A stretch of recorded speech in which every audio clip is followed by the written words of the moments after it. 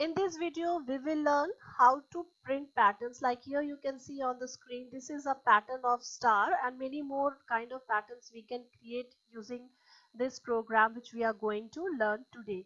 So this kind of program can be done by the help of nested for loop. So let's see how to write programs for this. So let's start writing the program. Here we will write the class name, public class pattern 1. I had the class name which I have provided is pattern 1, so I have written that. Then public static void main.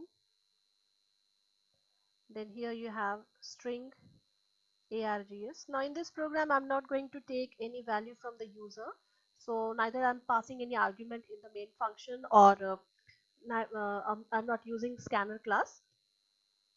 So but we need two variables over here, that is I and j.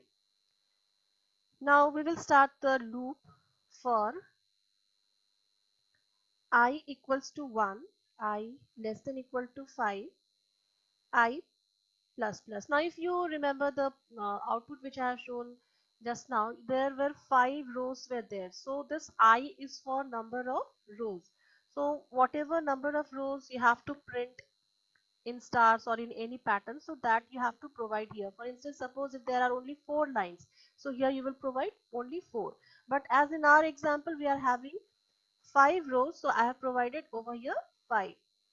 Now let's write this program, then I will show you that how this program gets executed by the help of the dry run of this code. So next we will write the nested loop, that is the next inner loop, that is j. For j equals to 1, j less than equal to I, here you will see that j's value will be from it will depend upon i's value. Means when i's value is 1, then j's value will be from 1 to 1. So let's first write. Now here we are going to print the star. So system dot out dot print. Now here we don't write ln, because just now I told you that this for loop is going to create the rows and this for loop will create the columns.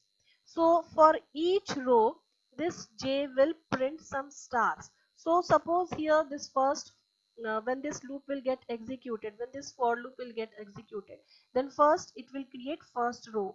So if I write down over here next line, that is ln, then instead of printing on that row, it will print in the next row, so you will not get the desired output.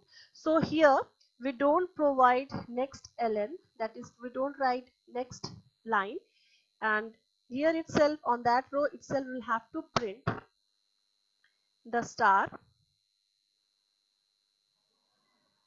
Now once we will print, then we will move to the next line. So here we provide the next line, system dot out dot print ln. So this statement, this is going to move our program control to the next line, the output to the next line.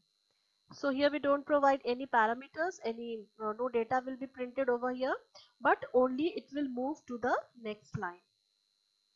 So and now we close the brackets.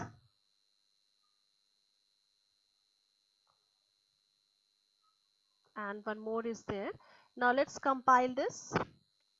You can see no syntax error. Close this. Now we will see the output. Here you can see this is our output. So now you can see that here 5 rows are created because we have provided i's value as 1 to 5. Now let's try to understand this program by the help of dry run of this code. Then we will make some more patterns based on this program only. Here we have this code. Here this is the code which was printing the star. Now let's see this. Here I equals to 1, I less than equal to 5, I plus plus. Now this is for number of rows. means we have taken from 1 to 5, so this is going to create 5 rows. As you can see, 1 2 3 4 and 5. Now when the i's value will change, according to that only j's value will also change. As we can see in the loop that j's value is from 1 to up to value of I. So let's try to understand this over here. When i's value is 1, then j's value will be from 1 to 1, because here it will start from 1 and it will go up to value of I. So now i's value is 1, so this will go only up to 1, and this is going to print only single star over here as this is done here. But when i's value is 2, this will move to the next row. So this is what this statement is doing. This is moving the output to the next row. Now when this will move to the next row, when i's value is 2, what will happen? J's value will change.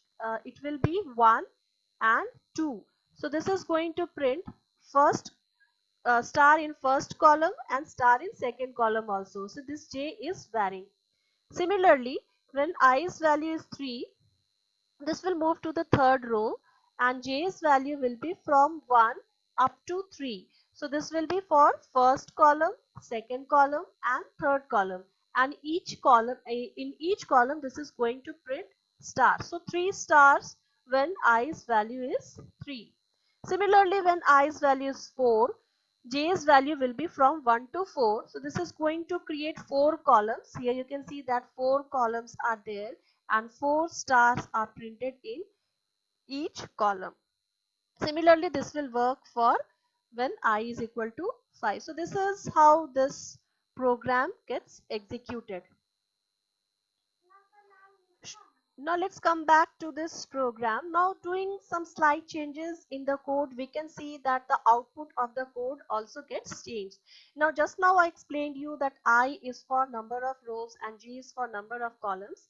Now here let's see that whether we get that correctly. Over here, if I print what will be value of I, what kind of output we will get if I'm going to print over here I. So let's compile this and close. Let's see what will be the output. Here you can see that this is printing 1 2 2 3 3 4 4 4 5 5 5. So you can get, if you get this kind of question, so we can print in this manner only. So you can see that value of I is fixed, because it is fixed when it is first row it is 1 only. When it is when value of I is 2, so this is printing 2 in the next row, and for third row also its value is fixed only. But now if we are going to change it to I, let's see to j, let's see what will be the output. So here I'm going to put j. Let's see the output.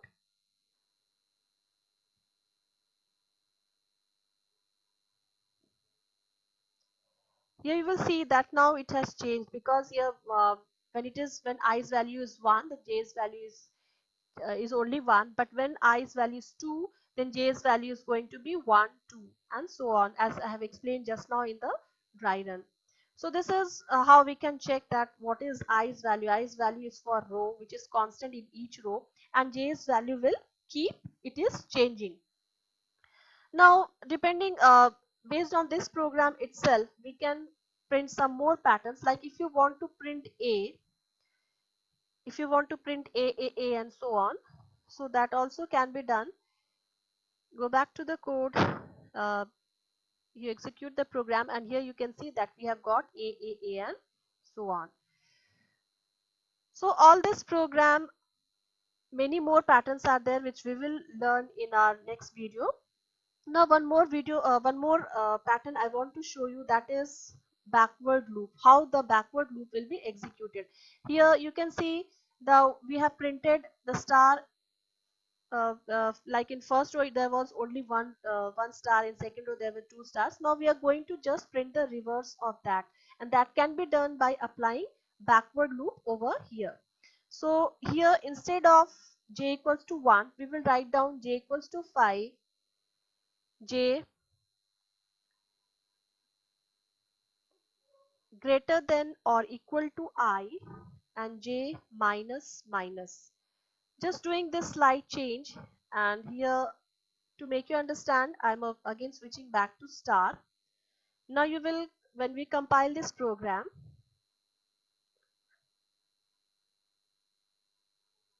and let's see the output.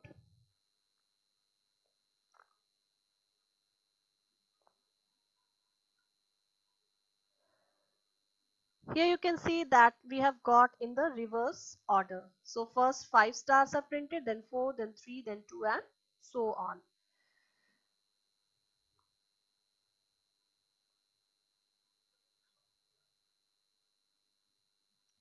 So this is how we can print patterns in Java using this nested for loops. Many more videos we will see, many more programs we will see in coming videos. So if you like this video, please like, share, and subscribe to my channel. Thank you.